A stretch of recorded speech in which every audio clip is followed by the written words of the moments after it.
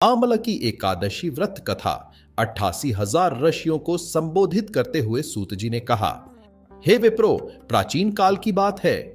महान राजा मांधाता ने वशिष्ठ जी से पूछा, हे वशिष्ठ जी, यदि आप मुझ पर प्रसन्न हैं तो ऐसे व्रत का विधान बताने की कृपा करें जिससे मेरा कल्याण हो। महर्षि वशिष्ठ जी ने कहा, हे राजन, सब व्रतों से उत्तम और अंत में मोक्ष देने वाला आमल की एकादशी का व्रत है। राजा मांधाता ने कहा, हे ऋषि श्रेष्ठ, इस आमल की एकादशी के व्रत की उत्पत्ति कैसे हुई? इस व्रत के करने का क्या विधान है? हे वेदों के ज्ञाता, कृपा कर यह सब वृत्तांत मुझे विस्तार पूर्वक बताएं। महर्षि वशिष्ठ ने कहा, हे राजन, मैं तुम्हारे समक्ष विस्तार से इस व्रत का वृत्तांत कहता हूं। यह व्रत फाल्गुन मास के शुक्ल पक्ष में होता है। इस व्रत के फल के सभी पाप समूल नष्ट हो जाते हैं। इस व्रत का पुण्य 1000 गोदान के फल के बराबर है। आमलकी, आंवले की महत्ता उसके गुणों के अतिरिक्त इस बात में भी है कि इसकी उत्पत्ति भगवान विष्णु के श्रीमुख से हुई है। अब मैं आपको एक पौराणिक कथा सुनाता हूं। ध्यानपूर्वक श्रवण करो। प्राचीन समय में वैदिक नामक एक नगर था। उस नगर में ब्राह्मण, वैश्य, क्षत्रिय, शूद्र चारों वर्ण के लोग प्रसन्नता पूर्वक रहते थे। नगर में सदैव वेद ध्वनि गूंजा करती थी। उस नगरी में कोई भी पापी, दुराचारी, नास्तिक आदि न था। उस नगर में चैत्ररथ नामक चंद्रवंशी राजा राज्य करता था। वह उच्च कोटि का विद्वान तथा धार्मिक प्रवृत्ति का व्यक्ति था। उसके राज्य में कोई भी गरीब नहीं था और न ही कंजूस। उस राज्य के सभी लोग विष्णु भक्त थे।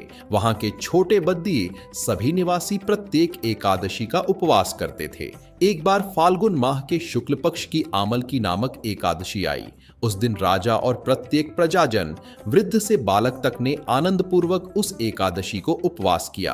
राजा अपनी प्रजा के साथ मंदिर में आकर कलश स्थापित करके तथा धूप, दीप, नैवेद्य, पंचरत्न, छत्र आदि से धात्री का पूजन करने लगा। वे सब धात्री की इस प्रकार स्तुति करने लगे, हे धात्री, आप ब्रह्म स्वरूपा हैं। आप ब्रह्मा जी द्वारा उत्पन्न हो और सभी पापों को नष्ट करने वाली हैं। आपको नमस्कार है। आप मेरा अर्घ्य स्वीकार करो। आप श्री रामचंद्र जी के द्वारा सम्मानित हैं। मैं आपसे प्रार्थना करता हूं, मेरे सभी पापों का हरण करो। उस मंदिर में रात को सभी ने जागरण किया। रात के समय उस जगह एक बहेलिया आया। वह महापापी तथा दुराचारी था। अपने कुटुंब का पालन वह जीव हिंसा करके करता था। वह भूख प्यास से अत्यंत व्याकुल था। कुष्ठ भोजन पाने की इच्छा से वह मंदिर के एक कोने में बैठ गया। उस जगह बैठकर वह भगवान विष्णु की कथा तथा एकादशी महात्म्य सुनने लगा। इस प्रकार उस बहेलिये ने सारी रात अन्य लोगों के साथ जागरण कर व्यतीत की। प्रातःकाल सभी लोग अपने अपने निवास पर चले गए। इसी प्रकार वह बहेलिया भी अपने घर चला गया और वहां जाकर भोजन किया। कुछ समय बीतने के पश्चात उस बहेलिये की मृत्यु हो गई। उसने जीव हिंसा की थी। इस कारण हालांकि वह घोर नरक का भागी था, परंतु उस दिन आमल की एकादशी का व्रत तथा जागरण के प्रभाव से उसने राजा विदुरथ के यहाँ जन्म लिया। उसका नाम वसुरथ रखा गया।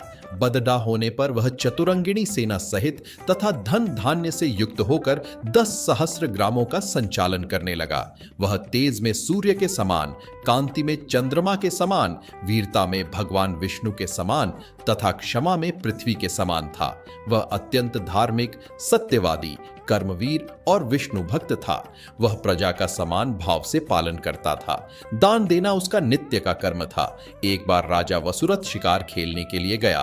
दैवयोग से वन में वह रास्ता भटक गया और दिशा का ज्ञान न होने के कारण उसी वन में एक वृक्ष के नीचे सो गया। कुछ समय पश्चात पहाड़ी डाकू वहां आए और राजा को अकेला देखकर मारो मारो चिल्लाते हुए राजा वसुरथ की ओर दौड़ बढ़े। वह डाकू कहने लगे कि इस दुष्ट राजा ने हमारे माता पिता, पुत्र पौत्र आदि समस्त संबंधियों को मारा है तथा देश से निकाल दिया। अब हमें इसे मारकर अपने अपमान का बदला लेना चाहिए।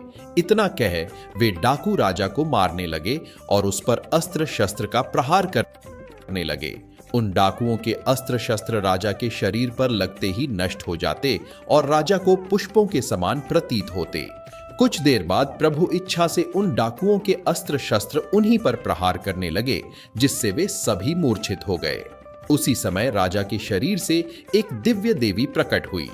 वह देवी अत्यंत सुंदर थी तथा सुंदर वस्त्रों तथा आभूषणों से अलंकृत थी। उसकी भ्रिकुटी टेढ़ी थी, उसकी आंखों से क्रोध की भीषण लपटें निकल रही थीं। उस समय वह काल के समान प्रतीत हो रही थी। उसने देखते ही देखते उन सभी डाकुओं का समूल नाश कर दिया। नींद से जागने पर राजा ने वहां अनेक डाकुओं को मृत देखा। वह सोचने लगा, किसने इन्हें मारा? इस वन में कौन मेरा हितैषी रहता है? राजा वसुरथ ऐसा विचार कर ही रहा था कि तभी आकाशवाणी हुई।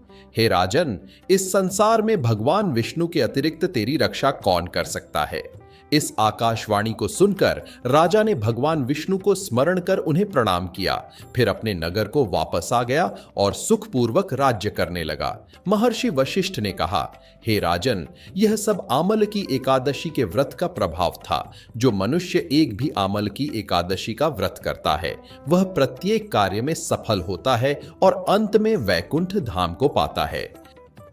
ज्ञान से भरी ऐसी ही और भी धार्मिक कहानियों को पढ़ने के लिए हमारे चैनल को सब्सक्राइब कर लीजिए। ऐसी पौराणिक कथाएं आपको कहीं नहीं मिलेंगी। जय सिया राम जी। धन्यवाद।